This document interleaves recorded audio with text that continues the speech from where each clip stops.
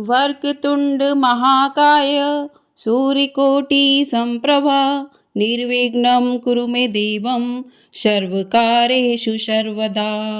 ओम गण गणपते नमः। आप सभी को संकष्टी चतुर्थी की हार्दिक शुभकामनाएं। आप सभी पर भगवान श्री गणेश की कृपा सदा सर्वदा बनी रहे। आज की वीडियो में आप सुनेंगे संकष्टी चतुर्थी की व्रत कथा।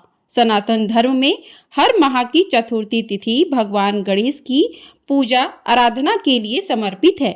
प्रथम पूज्य गणेश जी की पूजा करने से बुद्धि की प्राप्ति होती है और जीवन में सकारात्मकता का प्रवेश होता है। वैदिक पंचांग के अनुसार हर साल बैसाख के कृष्ण पक्ष की चतुर्थी तिथि पर विकट संकष्टी चतुर्थी मनाई जाती है और इस दिन गणेश जी की पूजा अर्चना की जाती है। धार्मिक मान्यता है कि सच्चे मन से गणेश जी की आराधना करने से साधक को जीवन में सुख शांति की प्राप्ति होती है और काम में आ रहे किसी भी तरह के विघ्न बाधा का अंत भी हो जाता है। व्यापार से लेकर करियर में सफलता के रास्ते खुलते हैं। विकट संकष्टी चतुर्थी पर गणेश जी की विशेष कृपा पाने के लिए प्रभु की पूजा अर्चना कर उनकी कथा को अवश्य सुनना चाहिए। तो आज की वीडियो में मैं आपको संकष्टी चतुर्थी की व्रत कथा सुनाने जा रही हूँ, जिससे शुभ फल की प्राप्ति हो सके। तो आइए सबसे पहले भगवान श्री गणेश के चरणों का ध्यान करते हुए कथा को शुरू करते हैं। तो प्रिय श्रोताओं, एक बार पार्वती जी ने गणेश जी से पूछा कि वैशाख मास के कृष्ण पक्ष की जो संकटा नामक चतुर्थी कही गई है, उस दिन कौन से गणेश का किस विधि से पूजन करना चाहिए और इस दिन भोजन में क्या ग्रहण करना चाहिए। गणेश जी ने उत्तर दिया कि हे माता, वैशाख कृष्ण चतुर्थी के दिन बर्कतुंड नामक गणेश की पूजा व्रत करनी चाहिए। भोजन में कमलगट्टे का हलवा लेना चाहिए।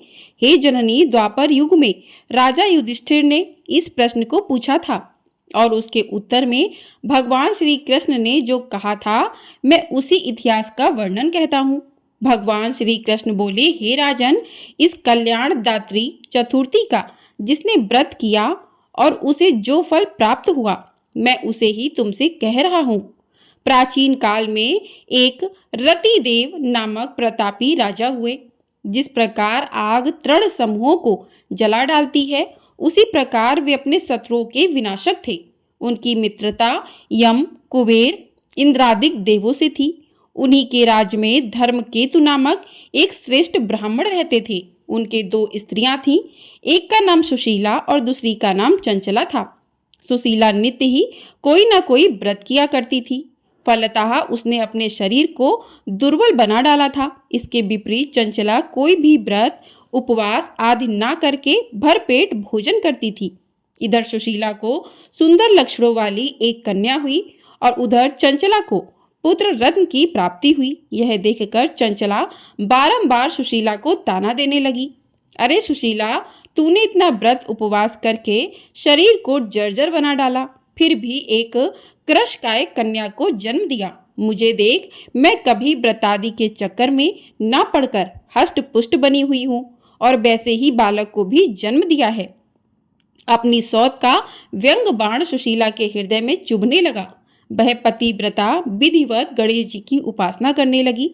जब सुशीला ने भक्ति भाव से संकटनाशक गणेश चतुर्थी का व्रत किया तो रात में वरदायक गणेश जी ने उसे दर्शन दिए और श्री गणेश जी ने कहा, हे सुशीले, तेरी आराधना से हम अत्यधिक संतुष्ट हैं। मैं तुम्हें वरदान दे रहा हूँ कि तेरी कन्या के मुख से निरंतर मोती और मूंगा प्रवाहित होते रहेंगे। हे कल्याणी, इससे तुझे सदा प्रसन्नता रहेगी। हे सुशीले, तुझे वेद शास्त्र वेदता एक पुत्र भी होगा। इस प्रकार का वरदान देकर गणेश जी वहां से अंतर्ध्यान हो गए। वरदान प्राप्ति के फलस्वरूप उस कन्या के मुंह से सदैव मोती और मूंगा झड़ने लगे। कुछ दिनों के बाद सुशीला को एक पुत्र उत्पन्न हुआ। तदंतर धर्मकेतु का स्वर्गवास हो गया। उनकी मृत्यु के उपरांत चंचला घर का सारा धन लेकर दूसरे घर में जाकर रहने लगी, परंतु सुशीला पति गृह में रहकर ही पुत्र और पुत्री का पालन पोषण करने लगी।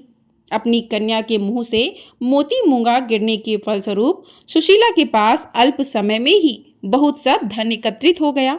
इस कारण चंचला उससे ईर्ष्या करने लगी। एक दिन हत्या करने के उद्देश्य से चंचला ने सुशीला की कन्या को कुएं में ढकेल दिया। उस कुएं में गणेश जी ने उसकी रक्षा की और वह बालिका सकुशल अपनी माता के पास लौट आई। उस बालिका को जीवित देखकर चंचला का मन उद्विग्न हो उठा। वह सोचने लगी कि जिसकी रक्षा ईश्वर करता है उसे कौन मार सकता है। इधर सुशीला अपनी पुत्री को पुनः प्राप्त कर प्रसन्न हो गई। पुत्री को छाती से लगाकर उसने कहा, श्री गणेश जी ने तुझे पुनः जीवन दिया है। अनाथों के नाथ गणेश जी हैं। चंचला आकर उसके पैरों में नतमस्तक हुई। उसे देखकर सुशीला के आश्चर्य का ठिकाना नहीं रहा। चंचला हाथ जोड़कर कहने लगी, हे बहन सुशीले, मैं बहुत ही पापीन और दुष्टा हूँ। आप मेरे अपराधों को क्षमा कीजिए। आप दयावती हैं। आपने दोनों कुलों का उद्धार किया है। जिसका रक्षक देवता होता है उसका मानव क्या बिगाड़ सकता है। जो लोग संतों एवं सत्पुरुषों का दोष देखते हैं वे अपनी करनी से स्वयं नाश को प्राप्त होते हैं। इसके बाद चंचला ने भी उस कष्ट निवारक, पुण्यदायक, संकटनाशक गणेश जी के व्रत को किया। श्री गणेश जी के अनुग्रह से परस्पर उन दोनों में प्रेम भाव स्थापित हो गया। जिस पर गणेश जी की कृपा होती है उसके शत्रु भी मित्र बन जाते हैं। सुशीला के द्वारा संकटनाशक गणेश चतुर्थी व्रत किए जाने के कारण ही उसकी सौत चंचला का हृदय परिवर्तन हो गया। श्री गणेश जी कहते हैं, हे देवी, पूर्व काल का पूरा वृत्तांत आपको सुना दिया। इस लोक में इससे श्रेष्ठ विघ्न विनाशक कोई दूसरा व्रत नहीं है। भगवान श्री कृष्ण जी कहते हैं कि हे धर्मराज, आप भी विधि पूर्वक गणेश जी का व्रत कीजिए। इसके करने से आपके शत्रुओं का नाश होगा और अष्ट सिद्धियां तथा नवनिधियां आपके सामने करबद्ध होकर खड़ी रहेंगी। हे धर्मपरायण युधिष्ठिर, आप अपने भाइयों, धर्मपत्नी और माता के साथ इस व्रत को कीजिए। इससे थोड़े समय में ही आप अपने राज्य को पुनः प्राप्त कर लेंगे। प्रेम से बोलिए भगवान श्री गणेश की जय। तो इस प्रकार से पहली कथा समाप्त हुई। अब सुनते हैं सभी मनोकामनाओं को पूर्ण करने वाली गणेश जी की पौराणिक कथा। तो प्रिय श्रोताओं, एक समय की बात है कि एक भाई बहन रहते थे। बहन का नियम था कि वह अपने भाई का चेहरा देखकर ही खाना खाती थी। हर रोज वह सुबह उठती थी और जल्दी जल्दी सारा काम करके अपने भाई का मुंह देखने के लिए उसके घर जाती थी। एक दिन रास्ते में एक पीपल के नीचे गणेश जी की मूर्ति रखी थी। उसने भगवान के सामने हाथ जोड़कर कहा कि मेरे जैसा अमर सुहाग और मेरे जैसा अमर पति सबको दीजिए। यह कहकर वह आगे बढ़ जाती है। जंगल की झाड़ियों के कांटे उसके पैरों में चुभा करते थे। एक दिन वह भाई के घर पहुंची और भाई का मुंह देखकर बैठ गई। तो भाभी ने पूछा कि पैरों में क्या हो गया है।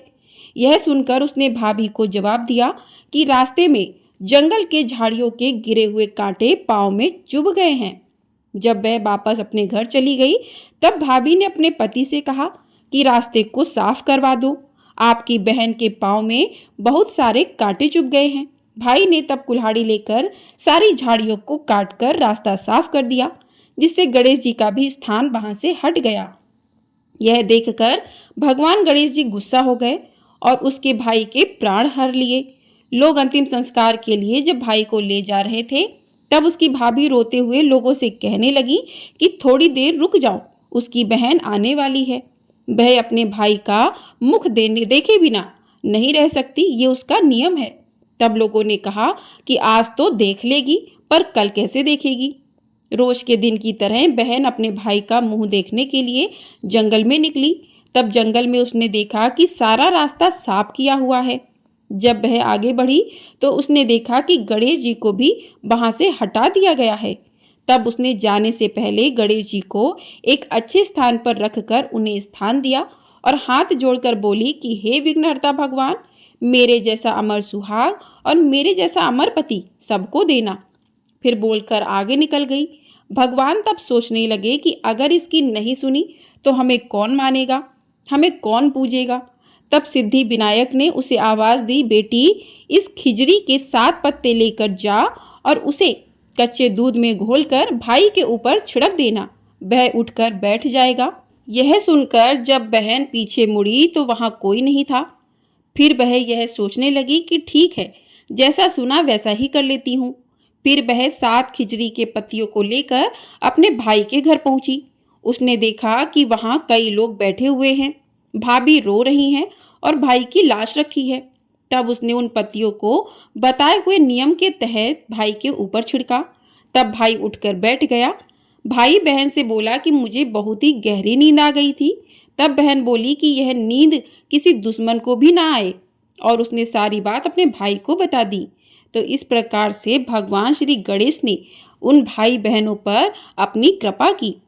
जिस प्रकार भाई बहनों पर अपनी कृपा की, उसी प्रकार कथा कहने वाले और कथा सुनने वाले सभी पर अपनी कृपा कीजिएगा।